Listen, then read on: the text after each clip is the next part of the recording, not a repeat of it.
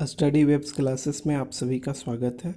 नमस्कार दोस्तों, मैं नीतीश कुमार आप सभी का मध्यकालीन भारत के इस सीरीज में स्वागत करता हूं। दोस्तों, वैसे तो अभी मध्यकालीन भारत में लुसेंट ऑब्जेक्टिव टारगेट चल रहा था, जिसके अंतर्गत हम लोग लुसेंट का जो ऑब्जेक्टिव बुक है उसको टारगेट लेकर चले थे और उसमें 1000 प्रश्न पूछने का करने का लक्ष्य रखा गया था। लेकिन बीच में जब अभी मुग़ल काल को पढ़ने वाले थे हम लोग, तो मैं जब मुग़ल काल के लिए दृष्टि के इस बुक को देखा, भारतीय इतिहास एवं राष्ट्रीय आंदोलन, तो इसमें बहुत अच्छा ऑब्जेक्टिव क्वेश्चन मिला जो प्रीवियस ईयर में ये जो बीपीएससी से लेकर अन्य जितने भी पीसीएस या यूपीएससी में जो पूछे गए हैं वो सारे क्वेश्चन का संग्रह एक जगह किया गया है इसमें। और अब वैसे तो ये डिस्क्रिप्टिव बुक है, लेकिन लास्ट में ऑब्जेक्टिव भी दिया रहता है, तो जिसमें मुग़ल काल से 100 से ज़्यादा ऑब्जेक्टिव दिए हुए हैं, तो उसको हम लोग आज पढ़ेंगे, जो बहुत ही ज़्यादा इम्पोर्टेंट होने वाला है बीपीएससी, बिहार एसएससी, बिहार दरोगा, एसएससी, रेलवे और जितने भी एग्ज़ाम होते हैं सबके लिए। तो चलिए आज के इस सेशन को पढ़ते हैं और देखते हैं मुग़ल काल से जुड़े हुए जितने भी ऑब्जेक्टिव बन सकते हैं उसको। अब आप ये मत सोचिएगा दोस्तों कि इसके बाद जो लुसेंट ऑब्जेक्टिव चल रहा है उसके क्वेश्चन को छोड़ दिया जाएगा, तो ऐसा कुछ नहीं है। हम इसको पढ़ने के बाद नेक्स्ट वीडियो में हम लोग दृष्टि की कर लेंगे, तब इसके बाद हम लोग जो लुसेंट ऑब्जेक्टिव का जो बुक है उसका मुग़ल काल से रिलेटेड क्वेश्चन को करेंगे। तो चलिए आगे चलते हैं। तो चलिए दोस्तों, आज का सेशन स्टार्ट करते हैं। और इसके पहले अगर आपने इसके पहले के वीडियो को नहीं देखा है तो लिंक जो है डिस्क्रिप्शन में प्लेलिस्ट का दिया गया है, आप उससे जाकर देख सकते हैं। और अगर आपने अभी तक चैनल को सब्सक्राइब नहीं किया है तो कृपया चैनल को सब्सक्राइब कर लें, और अगर वीडियो अच्छा लगे तो इसको लाइक करिएगा और लोगों में भी शेयर करिएगा। तो चलिए दोस्तों, सबसे पहला क्वेश्चन देखते हैं दृष्टि आईएएस के बुक से, जो मुग़ल काल से संबंधित प्रश्न है, और इसमें हम लोग मुग़ल काल से संबंधित ही अभी कर रहे हैं। क्वेश्चन है कि 18वीं सदी के मध्य इंग्लिश ईस्ट इंडिया कंपनी के द्वारा बंगाल से निर्यातित प्रमुख पण्य पदार्थ यानी स्टेपल कमोडिटीज़ क्या थीं। यानी कि 18वीं सदी के मध्य में, यानी कि 1750 के आसपास में ईस्ट इंडिया कंपनी के द्वारा बंगाल से किन किन चीज़ों का निर्यात किया जाता था, यानी यहाँ से दूसरे देश भेजा जाता था। तो उन सारे वस्तुओं में कपास, रेशम, सोरा और अफीम आता है दोस्तों। नेक्स्ट क्वेश्चन है कि पानीपत का प्रथम युद्ध किसके बीच हुआ था। जो 1526 ईस्वी में हुआ था पानीपत का प्रथम युद्ध, वो बाबर, जो कि मुग़ल का संस्थापक माना जाता है, बाबर और इब्राहिम लोदी के बीच में हुआ था। और इसी के बाद बाबर भारत के गद्दी पर बैठता है, यानी कि यह भारत पर आक्रमण करता है और लोदी को हराकर, इब्राहिम लोदी को हराकर खुद शासन में आ जाता है। नेक्स्ट क्वेश्चन है दोस्तों कि कौन सा सुमेलित नहीं है। तो देखिए, पानीपत का प्रथम युद्ध 1526 में हुआ था, और खानवा का युद्ध, तो खानवा का युद्ध 1527 में हुआ था, घाघरा का युद्ध 1529 में, और चंदेरी का युद्ध जो है वो आपको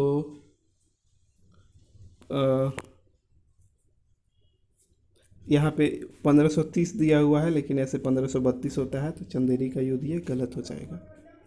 नेक्स्ट है कि बाबर के भारत में आने के फलस्वरूप कौन कौन से सही हैं, इसको बताना है। तो केवल 3 सही है। तो 3 में क्या है कि इस क्षेत्र में तैमूर वंश स्थापित हुआ। तो जी हाँ दोस्तों, बाबर जो था वो तैमूर का और मंगोलों का, दोनों का जो है रक्त मिश्रित था, यानी कि उसके पूर्वज दोनों वर्गों से संबंधित थे। ठीक है, नेक्स्ट चलते हैं दोस्तों। 1527 ईस्वी में खानवा के युद्ध में बाबर ने मेवाड़ के किस राजा को हराया था। तो राणा सांगा को बाबर ने 1527 में हराया था। नेक्स्ट है कि तुजुके बाबरी किस भाषा में लिखी गई है। तो यह तुर्की भाषा में लिखी गई है और ये बाबर के द्वारा लिखी गई है।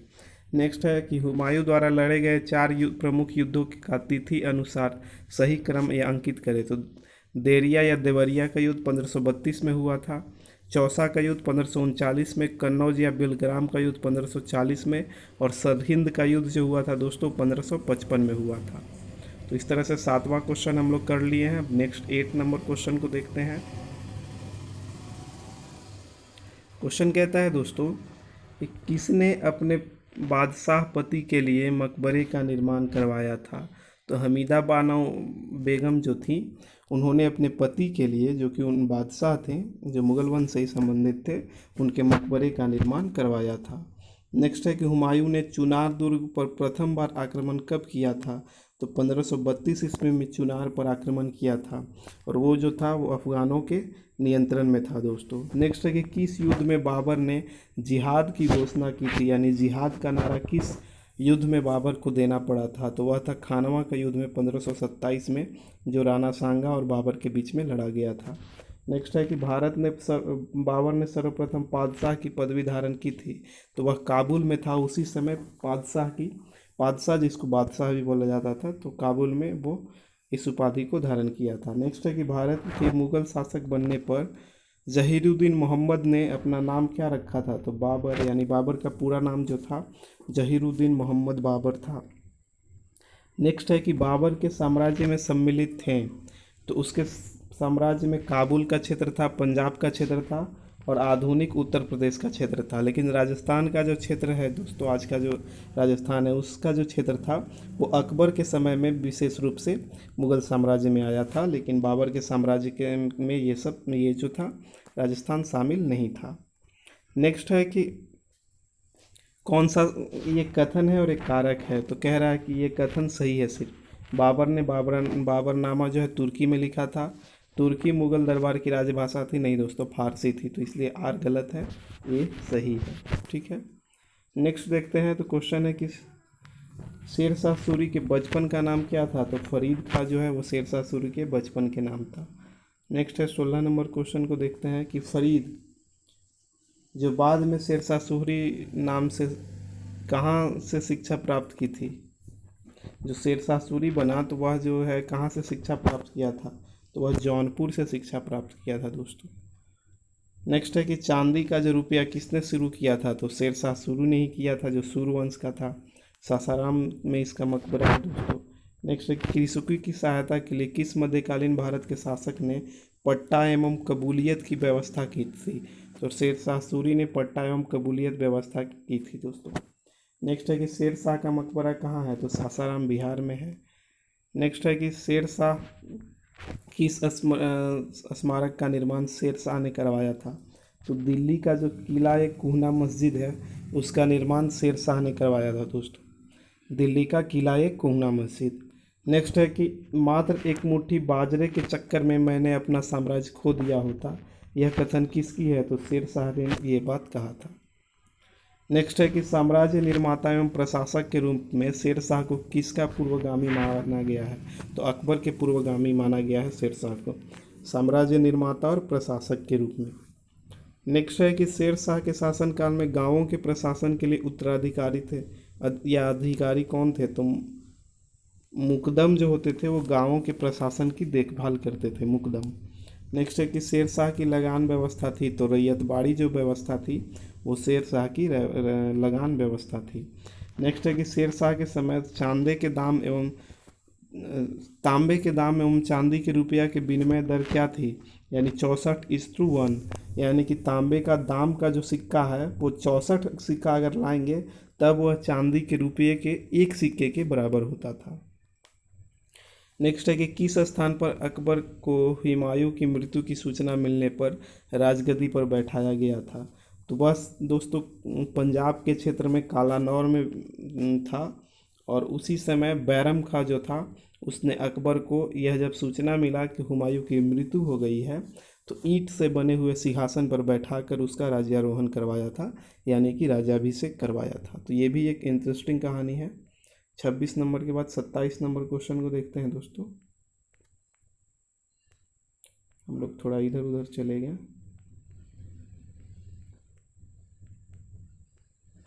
27 नंबर क्वेश्चन की ओर आते हैं। हाँ, आ गया है।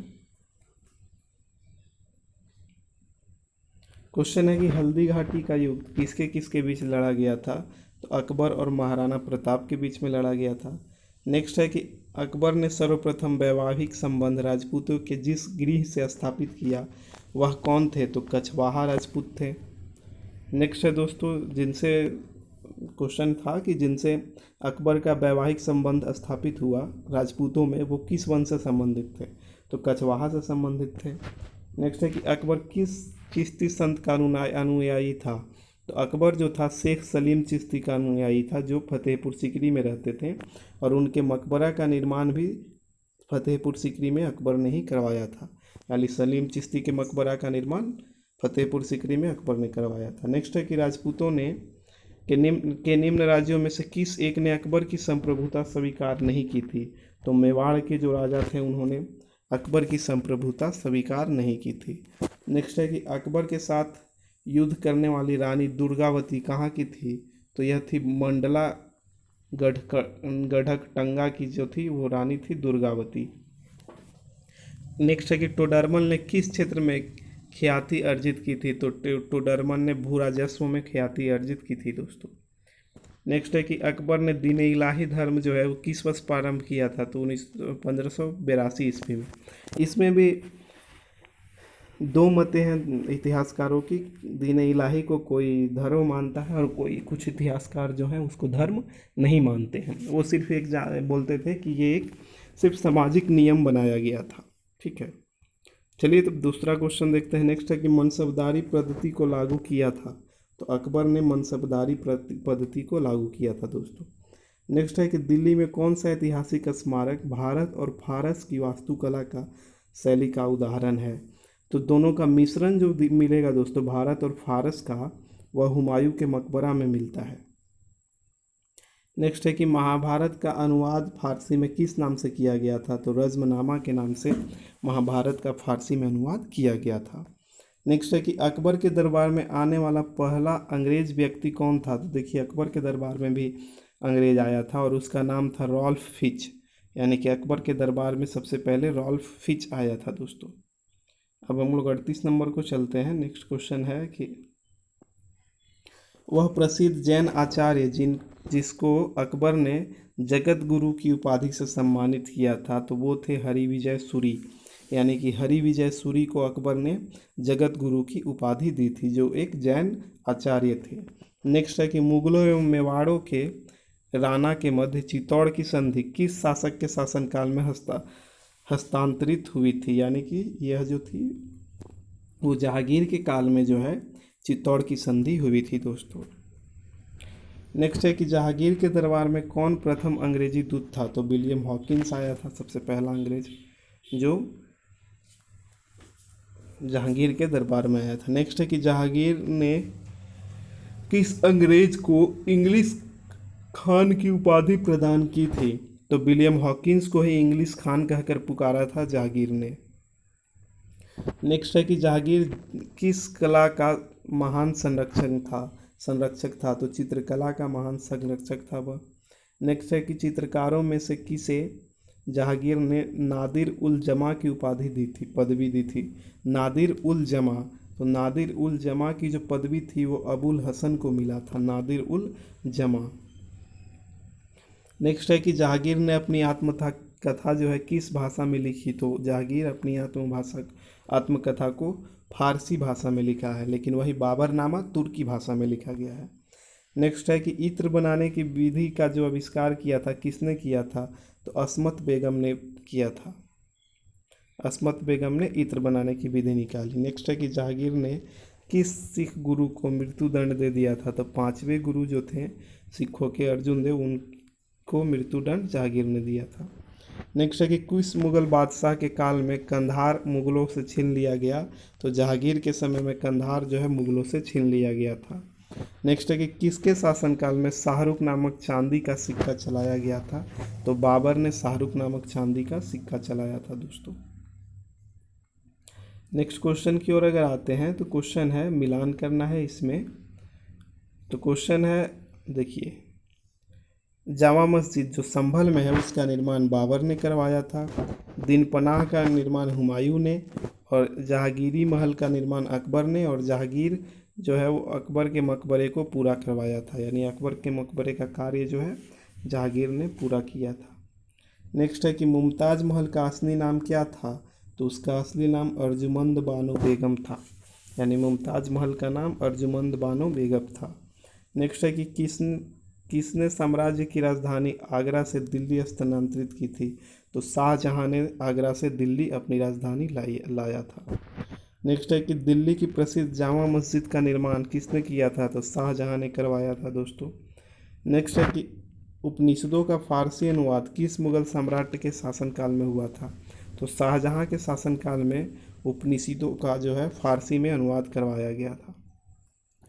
नेक्स्ट है कि दारा सिकोह ने किस शीर्षक के अंतर्गत उपनिषदों का फारसी में अनुवाद किया था? तो सीर ए अकबर के नाम से उपनिषदों का वह फारसी में अनुवाद किया था। नेक्स्ट है दोस्तों, किस मुगल बादशाह ने बलबन द्वारा प्रारंभ किए दरबार में सिजदा जो प्रथा थी, यानी कि जो दंडवत देने का जो प्रथा था, उसको समाप्त कर दिया था? तो शाहजहां ने दोस्तों सिजदा प्रथा को समाप्त कर दिया था। नेक्स्ट है कि सुप्रसिद्ध कोहिनूर हीरा शाहजहां को किसने उपहार में दिया था? मोहम्मद सईद यानी मीर जुमला ने कोहिनूर हीरा शाहजहां को उपहार में दिया था दोस्तों। नेक्स्ट है जो हम लोग 57 नंबर क्वेश्चन को पढ़ेंगे, और क्वेश्चन है कि किस इतिहासकार ने शाहजहां के शासनकाल को मुगल काल का स्वर्ण युग कहा है? तो उपयुक्त में से तीनों इसका आंसर होगा, यानी खफी खां, राय भारमल और बर्नियर, यानी खफी खां, बर्नियर और राय भारमल तीनों ने शाहजहां के काल को स्वर्ण युग कहा है। नेक्स्ट है कि लघु अकबर के नाम से किसे जाना गया है? तो दारा सिकोह जो था, दारा सिकोह को लघु अकबर कहा गया है। देखिए दोस्तों, कुछ लोग बोलते हैं कि आप बहुत तेज़ पढ़ाते हैं, तो दोस्तों ये आप ही लोग के लिए बहुत ज़्यादा फ़ायदेमंद होगा, क्योंकि आप लोग अगर सुनते रहिएगा तो इससे आपको याद हो जाएगा एक ही दो बार में। और आप लोग ध्यान से सुनिए, सिर्फ ये जो हम बोलते हैं आप पढ़ लीजिएगा तो जल्दी नहीं याद होगा, लेकिन अगर मैं बोल रहा हूँ तो ये आपको जल्दी सुनने से याद हो जाएगा, क्योंकि एट ए टाइम आप देखते भी हैं और सुनते भी हैं, तो ये ज़्यादा असर होगा आपके दिमाग पे। नेक्स्ट क्वेश्चन देखते हैं कि हिंदू धर्म ग्रंथ का अध्ययन करने वाला प्रथम मुस्लिम कौन था? तो दारा सिकोह जो है वह प्रथम मुस्लिम था जिसने हिंदू धर्म ग्रंथ का अध्ययन किया। नेक्स्ट है कि हिंदू ईरानी वास्तुकला का सर्वप्रथम समन्वय किससे मिलता है? तो ताजमहल जो बना है वो हिंदू ईरानी कला में के मिश्रण से बना है। नेक्स्ट है कि धर्मत का युद्ध किसके बीच लड़ा गया था? तो औरंगजेब और दारा सिकोह के बीच में धर्मत का युद्ध लड़ा गया था दोस्तों। नेक्स्ट है कि औरंगजेब ने जोधपुर के शासक जो थे जसवंत सिंह, तो उसको 1658 ईस्वी के धर्मत के युद्ध में पराजित किया था। धर्मत किस राज्य में पड़ता है? तो यह मध्य प्रदेश में है दोस्तों। नेक्स्ट है कि मुगल शहजादा जिसने श्रीनगर गढ़वाल में आश्रय लिया था, तो वह था सुलेमान सिकोह, यानी सुलेमान सिकोह जो है वो श्रीनगर के गढ़वाल में जाकर आश्रय लिया था, जो मुगल शहजादा ही था। नेक्स्ट है कि किस मुगल बादशाह को 2 बार राज्याभिषेक किया गया था? तो औरंगजेब की जो है 2 बार राज्याभिषेक हुई थी। नेक्स्ट है कि किस सिख गुरु ने गुरु की गद्दी को समाप्त कर सिखों को एक कट्टर समुदाय बनाया? तो गुरु गोविंद सिंह जो थे वो सिखों को एक कट्टर समुदाय के रूप में स्थापित कर दिया इन्होंने। नेक्स्ट है कि औरंगजेब के शासनकाल में शिवाजी ने किस मुगल सेनापति के साथ पुरंदर की संधि जो थी 1665 में हुई थी उसको की थी? तो औरंगजेब के शासनकाल में शिवाजी और जयसिंह के बीच में, जो कि मुगल सेनापति था, दोनों के बीच में पुरंदर की संधि हुई थी 1665 ईस्वी में। नेक्स्ट है दोस्तों कि किस मुगल बादशाह को जिंदा पीर के नाम से जाना जाता था? तो औरंगजेब को जिंदा पीर के नाम से जाना जाता था दोस्तों। नेक्स्ट है कि औरंगजेब ने दक्षिण में किन 2 राज्यों को विजित किया था, यानी जीता था? तो बीजापुर और गोलकुंडा को औरंगजेब ने दक्षिण में जीता था। 68 के बाद 69 नंबर देखते हैं दोस्तों। क्वेश्चन है, जजिया पुनः लगाया गया था किसके शासनकाल में? तो जजिया कर औरंगजेब के शासनकाल में पुनः लगाया गया था। नेक्स्ट है कि कौन सा मकबरा द्वितीय ताजमहल कहा जाता है? तो रैयत उद दौला दौरानी का जो मकबरा है उसे द्वितीय ताजमहल कहा जाता है दोस्तों। नेक्स्ट है कि औरंगजेब ने किसको सहीबात उल जमानी की उपाधि प्रदान की? तो सहीबात उल जमानी की उपाधि जहां आरा को दिया गया था दोस्तों। नेक्स्ट है कि मुगल सम्राट जिसने जिसने सर्वाधिक संख्या में हिंदू अधिकारियों की नियुक्ति की थी तो वह औरंगजेब था दोस्तों, जिसने हिंदू अधिकारियों को बहुत संख्या में नियुक्त किया था। नेक्स्ट है कि औरंगजेब द्वारा चलाया गया जिहाद का अर्थ क्या था? तो दारुल इस्लाम होता था। औरंगजेब ने जिस जिहाद का नारा को दिया था वो था दारुल, उसका अर्थ दारुल इस्लाम था। देखिए कौन सा सही है ये देखना है तो ए नंबर सही है। मुगल गद्दी पर औरंगजेब शाहजहां का उत्तराधिकारी था। जी हाँ दोस्तों, बादशाह हम लोग जानते ही हैं, BHAJSA, तो एस के बाद ए आया था, शाहजहां के बाद औरंगजेब। नेक्स्ट है कि ज्येष्ठ पुत्र के उत्तराधिकारी नियम का पालन किया गया था। नहीं दोस्तों, औरंगजेब ज्येष्ठ पुत्र नहीं था शाहजहां का। ठीक है, नेक्स्ट है क्वेश्चन दोस्तों कि औरंगजेब कि किस पुत्र ने विद्रोह करके राजपूत के विरोध अपने पिता की स्थिति दुर्बल कर दी थी? तो अकबर था। औरंगजेब का एक पुत्र अकबर था जो राजपूतों के साथ में मिलकर औरंगजेब के खिलाफ जो है विद्रोह कर दिया था। नेक्स्ट है कि मुगल काल में जो निर्मित बीबी का मकबरा किसने बनवाया था? तो औरंगजेब ने बीबी का मकबरा बनवाया था दोस्तों। नेक्स्ट है कि कौन सा सम्राट औरंगजेब की पुत्री थी? तो कौन जो है औरंगजेब की पुत्री थी? तो मेहरुन्निसा जो थी वो औरंगजेब की पुत्री थी। तो इस तरह से देख सकते हैं दोस्तों, सारे जो क्वेश्चन है कहीं ना कहीं पूछा गया है। देखिए UPPCS मेंस में पूछा गया है, RAS RTS में पूछा गया है। इस तरह से सभी जो क्वेश्चन है वो कहीं ना कहीं पूछे गए हुए हैं। नेक्स्ट क्वेश्चन देखते हैं दोस्तों कि संत जो रामदास थे उनको किसके शासनकाल से संबंधित किया जाता है? तो औरंगजेब के शासनकाल में जो है संत रामदास हुए हैं। नेक्स्ट है कि दिल्ली के लाल किले में मोती मस्जिद का निर्माण किसने करवाया था? तो औरंगजेब ने मोती मस्जिद का निर्माण दिल्ली के लाल किले में करवाया था दोस्तों। निम्नलिखित में है पूछ रहा है कि कौन जहांगीर चित्रकार थे? जहांगीरी चित्रकार यानी जहांगीर के शासनकाल के चित्रकार थे। तो इसमें अब्दुल हसन और अकारिजा जो थे वो जहांगीर के शासनकाल के चित्रकार थे, यानी अकारिजा और अब्दुल हसन। नेक्स्ट क्वेश्चन है दोस्तों कि मनसबदारी व्यवस्था के संबंध में कौन सा सत्य है? तो मनसबदारी में दिया गया है कि सवार पद जो है मनसबदारों के पदानुक्रम को निर्धारित करता था। ये गलत है दोस्तों। नेक्स्ट है कि मनसबदारी का पद जो है व्यक्तिगत वेतन एवं उनकी सेना के आकार द्वारा निर्धारित होता था। यानी मनसबदार का जो पद होता था वो उनको कितना वेतन दिया जा रहा है और कितना मनसब मिला है, ये उनके वेतन और सेना के आकार के आधार पर तय होता था। ठीक है, इसके बाद है कि मनसबदारों की नियुक्ति न्यायालय को छोड़कर सभी सरकारी विभागों में होता था। यानी न्यायालयों में मनसबदारों की नियुक्ति नहीं होती थी। इस तरह से भी क्वेश्चन पूछा जा सकता है कि किस विभाग में मनसबदारों की नियुक्ति मुगल काल में नहीं होती थी? तो वह था न्यायालय। नेक्स्ट है कि मुगल काल में पद और कार्य रहित जागीरी को क्या कहा जाता था? तो उसको इनाम जागीरी कहा जाता था दोस्तों। यानी जो राजा जो है आपको अगर कोई भूमि का क्षेत्र दिया है, यानी कि जागीरी उसको बोलते हैं, वो दिया है और उसके बदले में आपको कोई कार्य नहीं करना पड़ता है या कोई किसी पद पर आप नहीं है जिसके लिए वेतन के रूप में आपको जागीरी दिया गया है, तो उस तरह के जागीर जो मिलता था उसको इनाम जागीर कहा जाता था।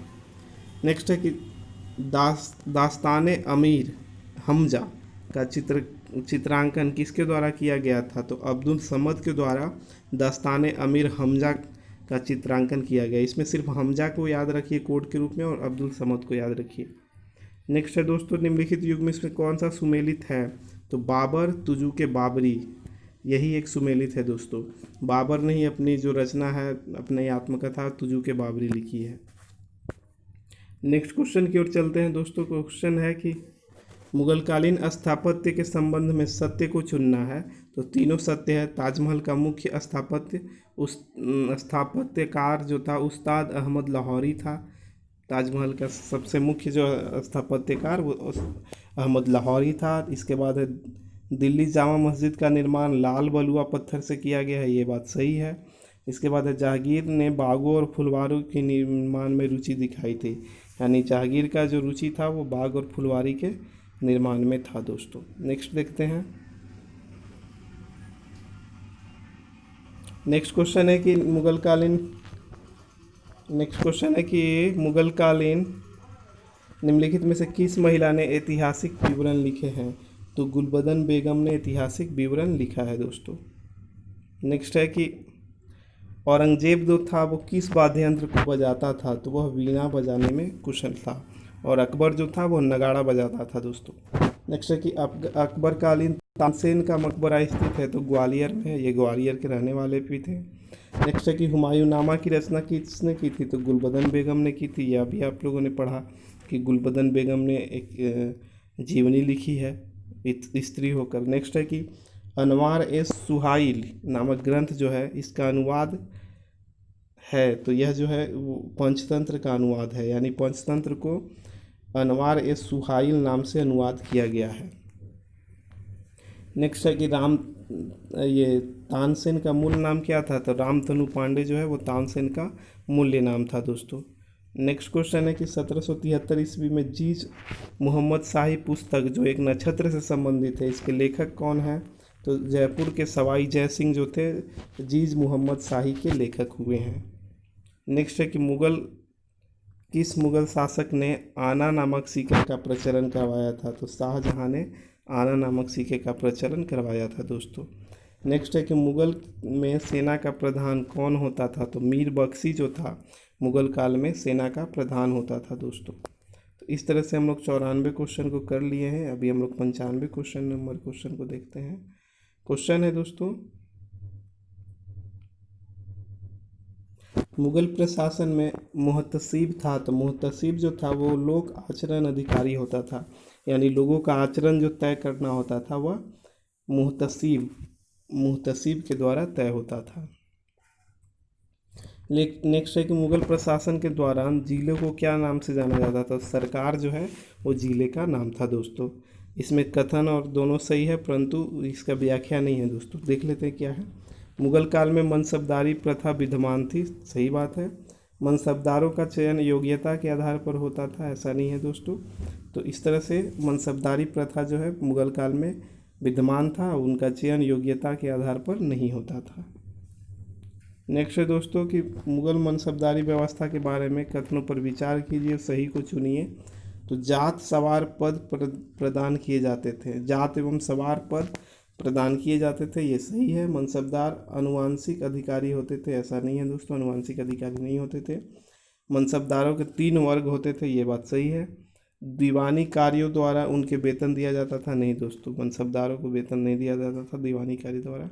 नेक्स्ट है कि औरंगजेब की जो 1707 ईस्वी में मृत्यु हुई, तो उसके बाद सत्ता किसने संभाला, तो बहादुर शाह प्रथम ने सत्ता को संभाला था दोस्तों। नेक्स्ट है कि मुगल बादशाह जो शाह बेखबर के उपनाम से जाना जाता था, तो बहादुर शाह प्रथम था, शाह बेखबर। नेक्स्ट है कि मुगल सम्राट बहादुर शाह प्रथम जो 1707 से 1712 ईस्वी तक शासन किया था, उसने किस सिख गुरु के सम्मान में उच्च मनसब प्रदान किए थे, तो यह गुरु गोविंद सिंह, यानी गुरु गोविंद सिंह को उच्च मनसब जो है गुरु गोविंद सिंह को बहादुर शाह प्रथम ने दिया था। ये इसलिए दिया था क्योंकि गुरु गोविंद सिंह ने उत्तराधिकारी युद्ध में बहादुर शाह प्रथम की सहायता की थी दोस्तों।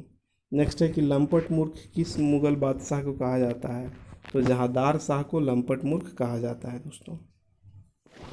नेक्स्ट है कि किस मुगल बादशाह ने राजा राम मोहन राय को राजा की उपाधि दी थी, तो ये अकबर द्वितीय था जिसने राजा राम मोहन राय को राजा की उपाधि प्रदान की थी।